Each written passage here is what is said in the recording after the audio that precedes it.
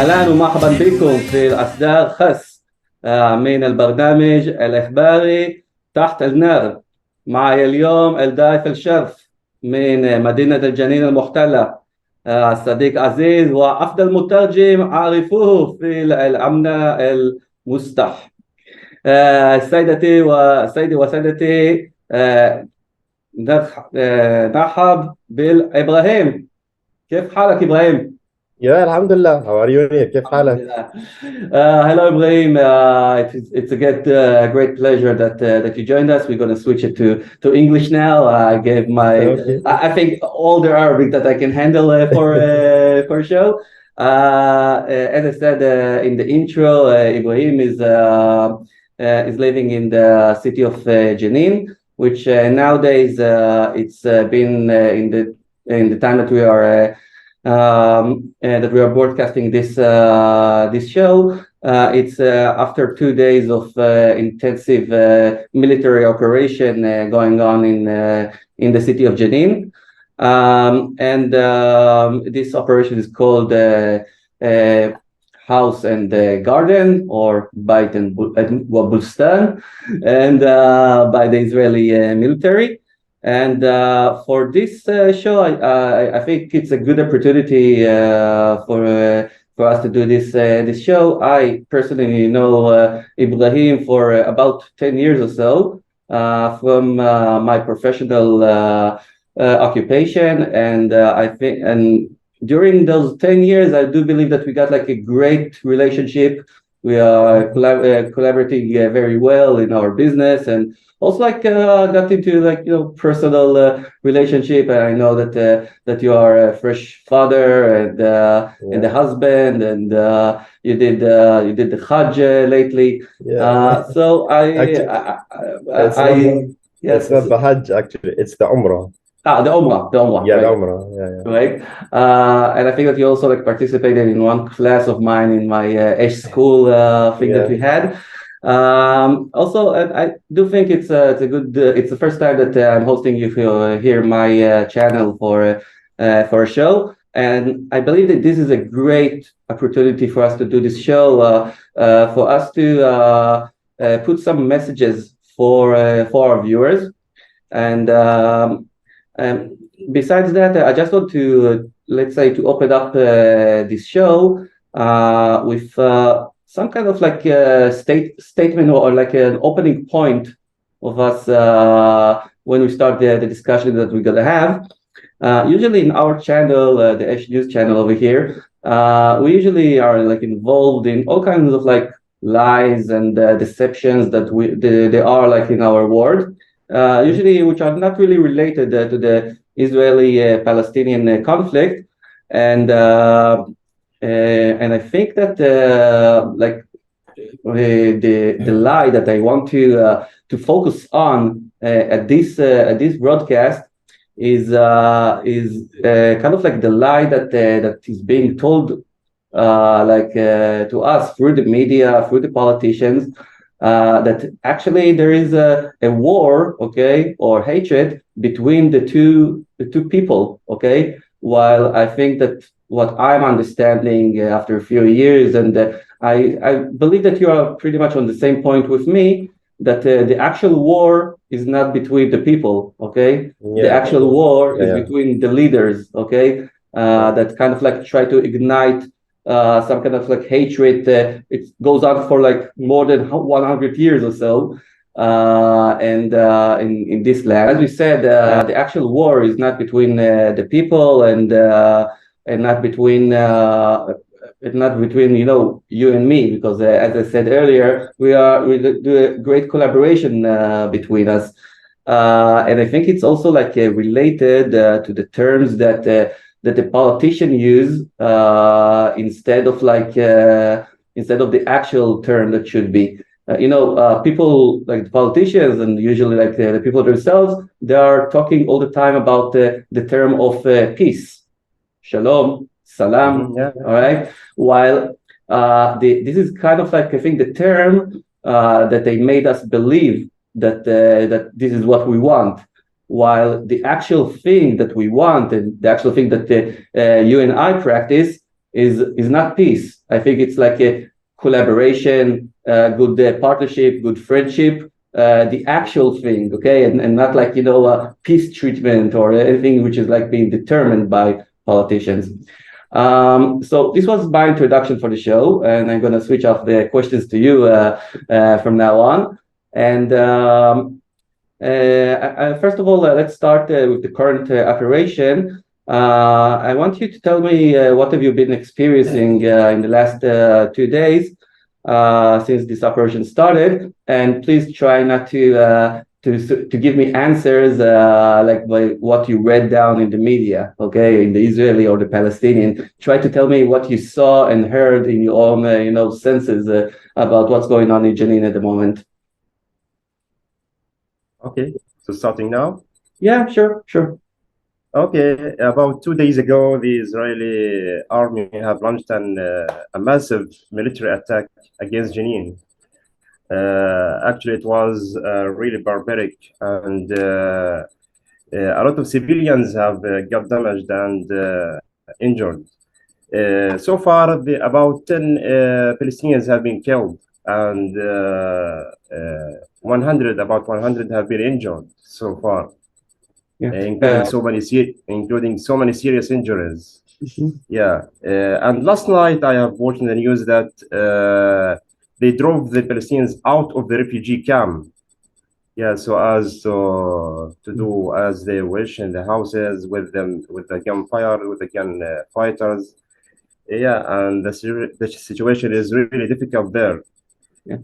I want to say, let's understand a little bit of your like position. I understand that you are living in the outskirts of the city of Jenin and not really like in the refugee camp. There were all the messages going on, right? Yeah, it's the town of Ali Amun, if you hear of it. Mm-hmm. Yeah. Okay, it's but really close. And yeah, about 8 to 10 kilos far. Okay, but have you seen, like, with your own eyes, the whole military operation with like the planes, the troops, and everything that went down to Jenin? No. I have only seen them on the videos because no one is allowed to get into Jenin right now. It's a closed military area.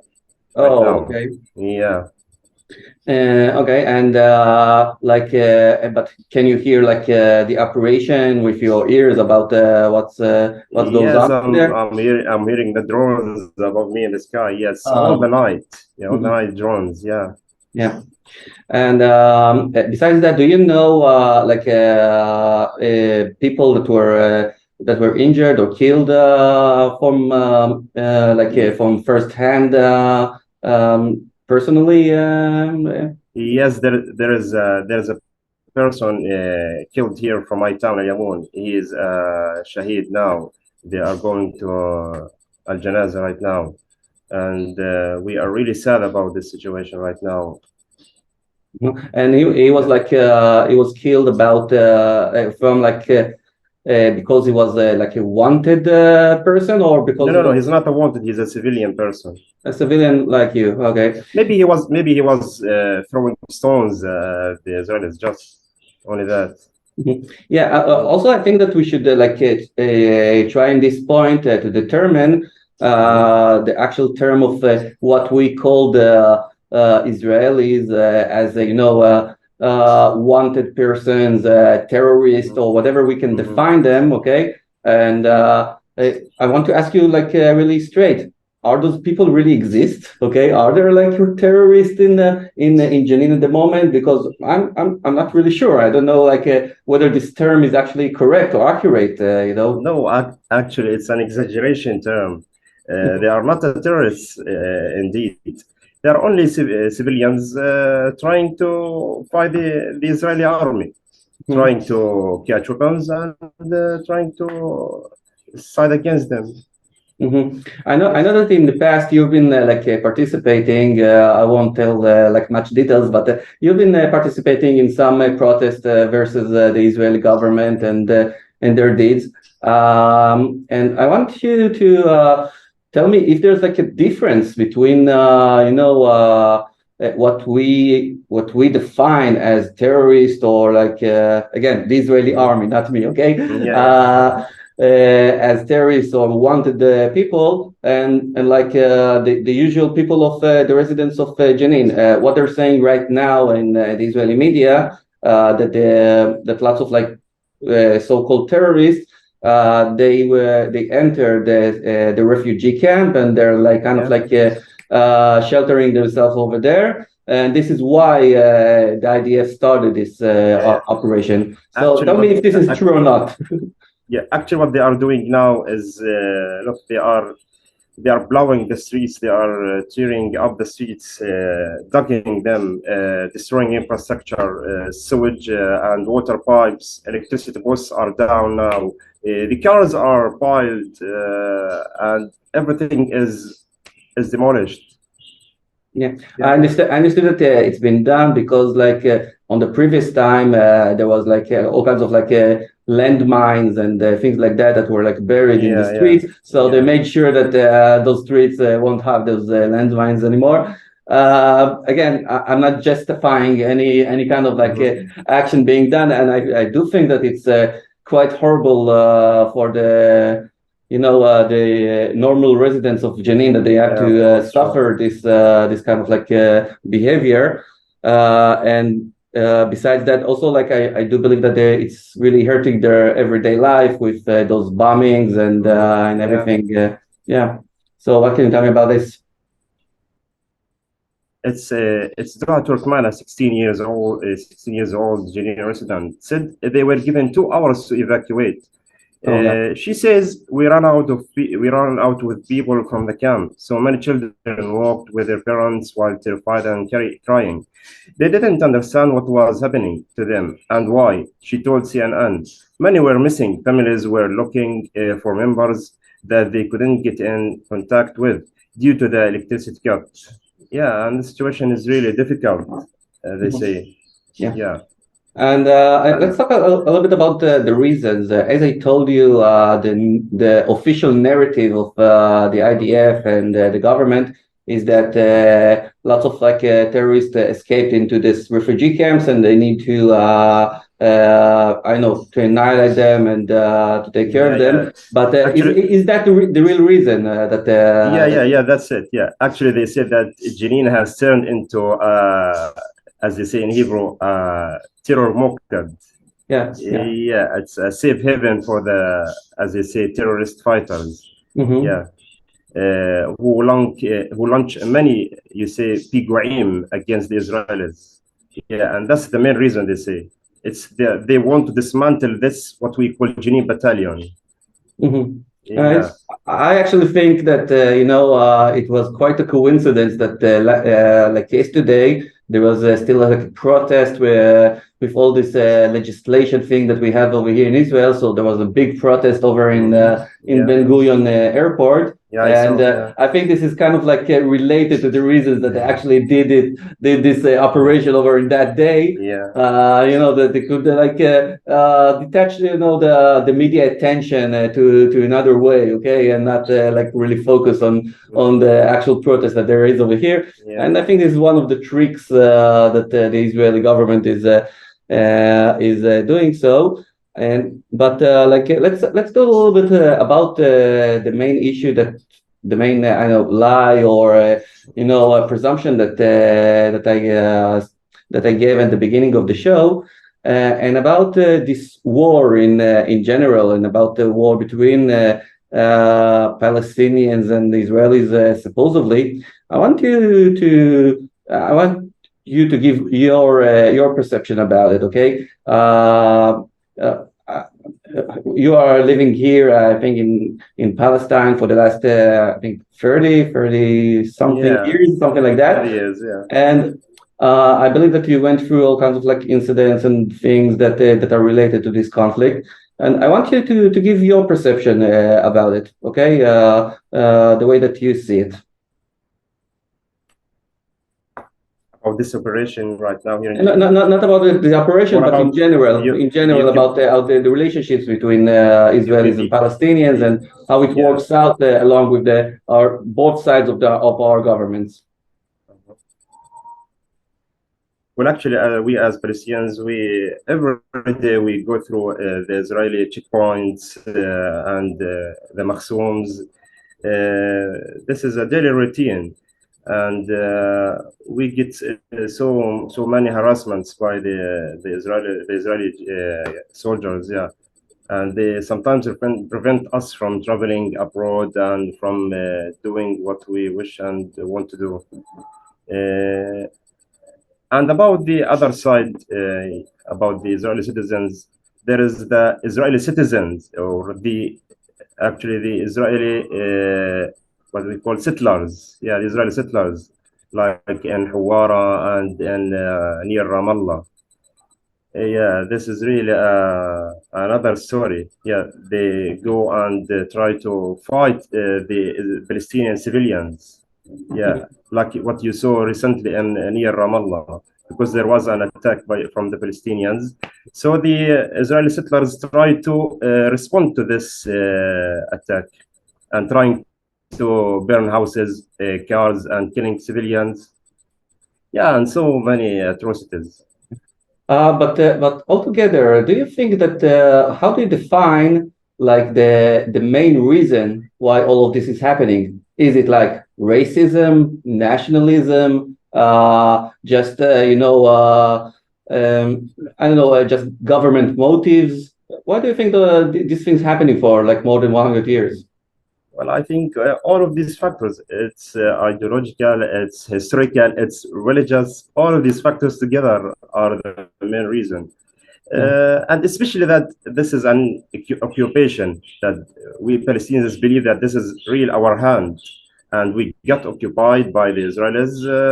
They came and took our land, and so it is our legitimate right to respond and try to resist this occupation. Yeah. Okay. And tell me, is religion and in your case Islam and believing in Allah, is that actually related to that? Maybe in both sides, like maybe like just Jewish people hate Islam, or maybe like Islam is have this ideology of like fighting and resisting, or is it like related to religion in any way? Sure, religion is part of the story. Actually, look, the Quran does not tell us to fight the Jews as Jews or as citizens. Actually, it tells us to fight those who come and occupy our land, those who fight us, those who try to kill and destroy our lands. Yeah, this is what the Quran says about this thing. Actually, it does not talk about hatred against the religion.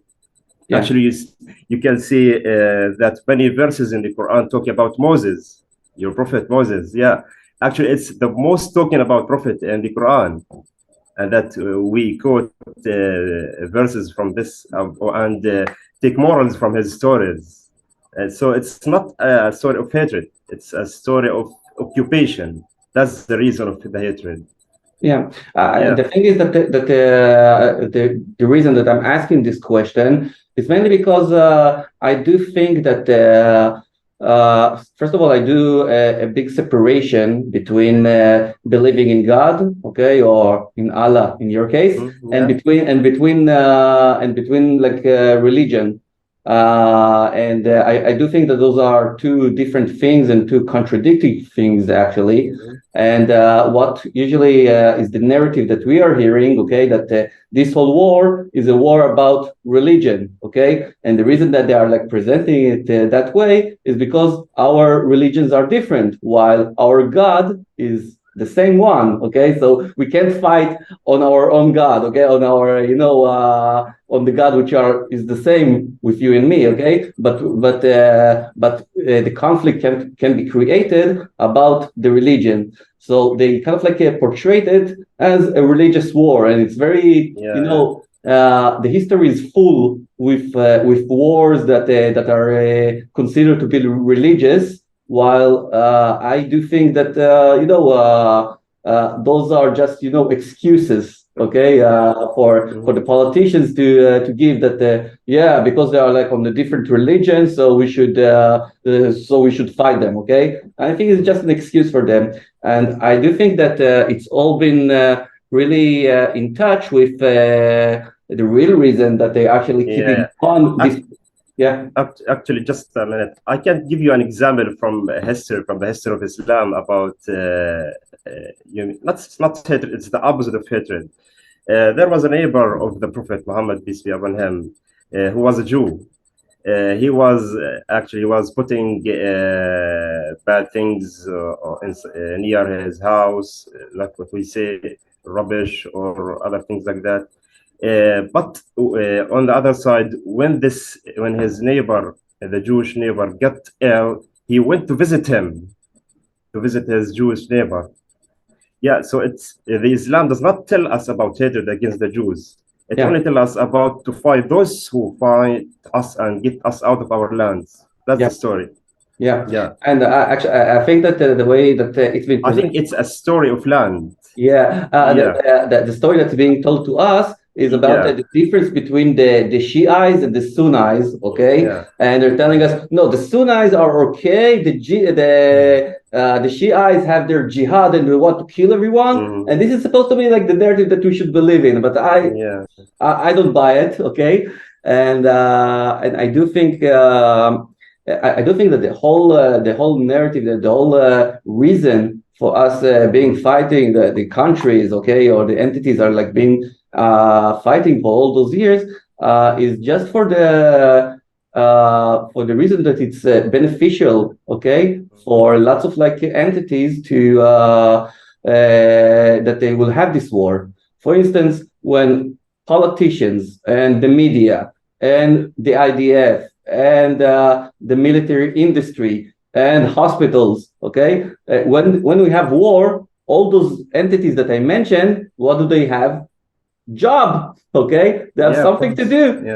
Like politicians go to the media and they speak and they have declarations, and the media have reports. Now I see, like in the last 2 days, like 24/7 they're reporting what's going on in Jenin. So whenever they have this kind of like crisis, if it's like war or if it's like other crisis, all those entities are actually have their job to do, and when they're kind of like afraid that if we won't have those crises, okay, people will see that they're not actually needed, okay? They're not actually needed. Actually, what I came to believe in is that politicians don't like peace. They like wars.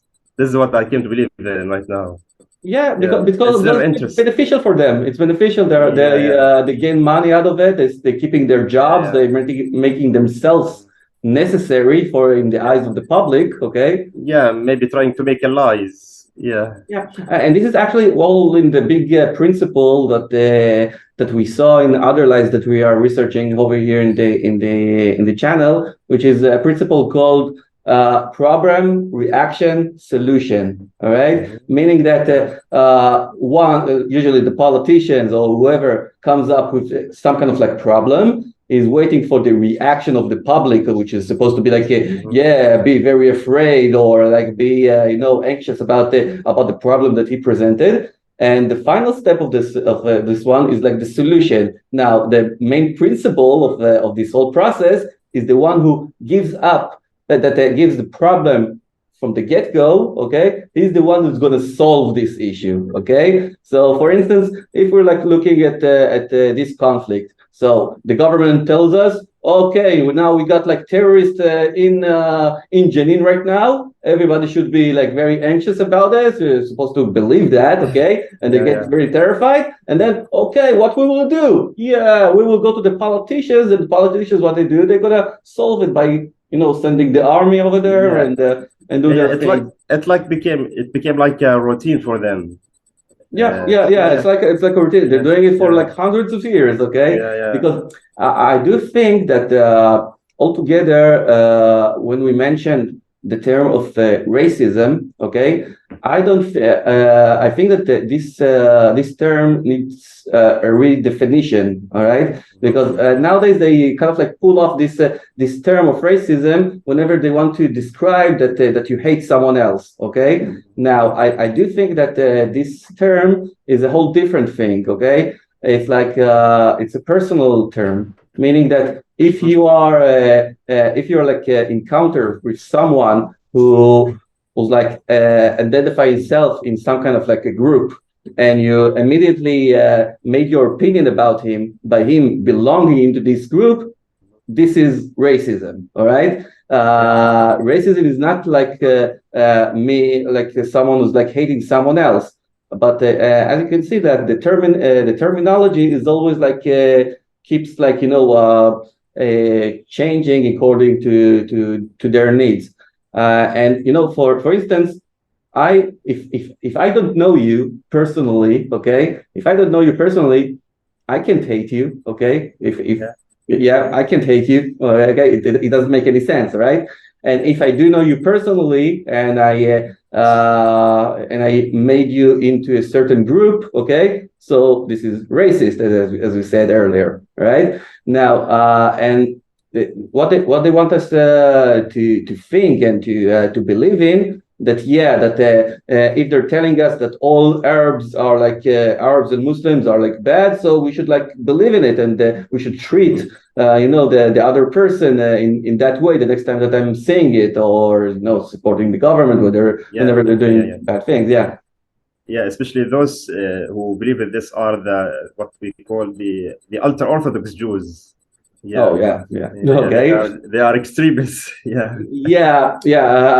do believe that in my channel I've been talking about those guys for lots of my shows, and the thing is that they are like holding one of the biggest lies that I personally see, which is the religious lie. Okay, and I think that the religious lie is doing, at least that I identify, two major sins. Okay, first of all, they make everybody believe that you can connect to God and be close to God just if you're going through their channels and their methods and their everything. If you like saying to yourself, if you got like crisis in your life or something like that, and you want to be closer to God, and you're going to a rabbi or something like that, he will tell you, yeah, sure, you go join us and go to the temple, to the synagogue, and put this black cube on your head or whatever. And this is like one wrong thing they're doing. And the other thing that they're doing is I think that they're objectifying God. Okay, they're turning God into all kinds of like symbols, like materialistic symbols, which are not connecting to God. And I think that we shouldn't like worship God in that way. I think that we should acknowledge God and respect Him in our own heart. Okay, and God knows what goes on in our own heart, and if we like and appreciate Him or not. Do you agree with me on that one? Yeah. I think further on, one of the biggest issues is the Jerusalem city and the Al-Aqsa Mosque. We as Muslims believe that this mosque is for all Muslims. It's not for the Jews, especially that you can see it. It's a mosque. It's not a synagogue. It's not a church. It's a mosque. So we believe that it is for Muslims, that this is our land. This place is a religious site for Muslims. But the Jews on the other side, or the ultra-Orthodox, they believe that instead of this mosque, they want to establish the temple, the third temple, as they claim. The temple of David. And I think this is a time to. And as you saw, many issues occur in Jerusalem every month or every week. And actually, I have experienced one of these while I was about 2 or 3 years ago. They came in and broke into Al-Aqsa Mosque, Al-Aqsa Yards. And it was really, really disordered and chaotic, the situation there. Pretty dangerous. I remember you reporting me from over there. Of course. And I do think that it's time that we should like I know in this show, but in general, we should like question a little bit of the historic narrative that we are being taught. Okay, because the way that I kind of research in my channel and everything, not everything that is being told to us, as a agreed history of agreed narrative of what really went down actually happened. Okay, sometimes it's just a narrative that helps people from both sides, okay, to justify their actions and their things. So I don't know if it's like I don't know what is the true narrative. Okay, I wasn't like living in historic more than like 43 years of mine. I don't know if like whatever was happening before I was born, indeed really happening in the narrative that they're telling. And also like nowadays, okay, with whoever is like indicating the narrative is usually the media. So I don't know if I should like really trust them with the narrative that they're telling. I want you to tell me about it from your side of the story, okay? Do you actually believe the historical narrative that is being told to you? You mean about what subject you mean? That about the whole history between Jewish people and Arabs, between like the conflict. I know everything that you see like nowadays that usually politicians are holding on as the official narrative. Do you think is the right narrative from the way that you see it? Yeah, there are many TV channels. Some are for the PE, the Palestinian Authority. Some are for Hamas. Some are independent. Yeah, and all of these tell different narratives about the story. Like those in Gaza, they believe in war. They are that it is only the solution for this occupation, war, and conflict. Yeah. On the other side, the Palestinian Authority, they believe in making peace with the Israelis and in peaceful solutions. Yeah. And there are many other independent TV channels that take it from subjective or objective point of view. Yeah. Again, but 30 years ago, I remember Yasser Arafat is like shaking the hand of Yitzhak Rabin over there in the White House, and they said, "Yeah, we got peace with each other." But I didn't saw like in actual things like on the ground that this peace is actually being performed, and especially when we get to this current situation right now, this is not look like peace at all. Okay, it's a peace. Look, it's a peace between the leaders, not between the people. Yeah. And this is actually the main message that I wanted to come out of this show of us, and that the people will see that me, you as a human beings that are living in neighborhood relations, and also like that we got professional relations with each other. We are getting along perfectly. Okay, we don't need like any kind of like leaders that would tell us that no, you shouldn't like get along with these guys. It goes naturally without treaties, without agreements. Yeah, we will be without all this mess that you got over there in Jenin. Let's go a little bit to the future. Okay, I want you to give me your optimistic scenario. Okay, about how do you think this whole thing can be resolved? Okay, or what do you wish the scenario would be that the relationship between Israelis and Palestinians will be better and will progress into a good direction. What do you think? Imagine yourself the best scenario that can happen. Yeah, I think what was and is still is the two-state solution that was suggested by the US or the United Nations. Maybe it can last for some time in the future, but still it's not a long-lasting solution, because still there will be many clashes, there will be many skirmishes between the Israelis and the Palestinians. This is from one side, and another solution is that trying to control the media, those who incite against terrorism, or that Palestinians trying to incite against Israelis and the other side, and vice versa.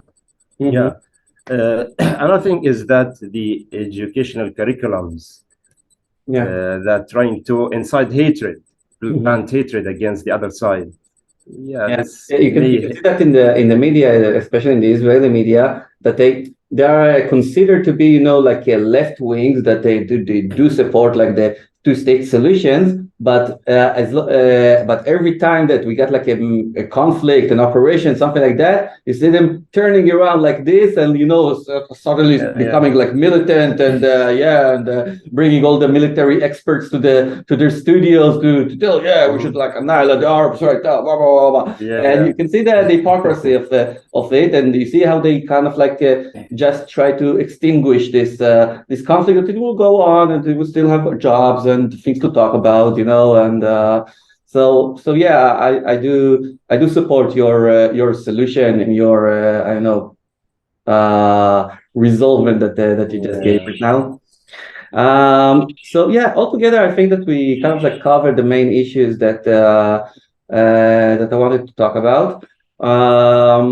And I think that we concluded some major conclusions in this show. I'm very happy about it. Let's, if you want, we can finish this show with a prayer, from your side. You choose the language, that you want to pray to.